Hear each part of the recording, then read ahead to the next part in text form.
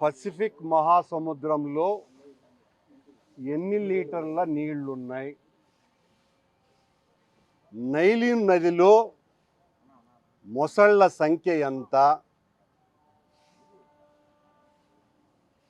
మానవ శాస్త్ర చరిత్రకారులు మన డిఎన్ఏకి మూలమైన ఒక మహాతల్లి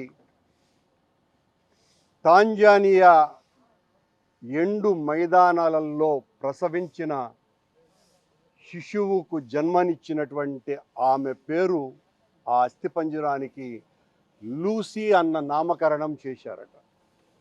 లూసీ వాళ్ళమ్మ పేరు ఏమి అని అడిగితే 1500 సంవత్సరాలుగా వెంకటేశ్వర స్వామిని దర్శించుకొని తలనీలాలు ఇచ్చినటువంటి వాళ్ళు ఎంతమంది? నిన్న తిరుపతిలో కురిసిన వాన చినుకులు ఎన్ని అని అడిగితే నేను ఏమి సమాధానం చెప్పగలను? ఈ పరకామణి కేసులో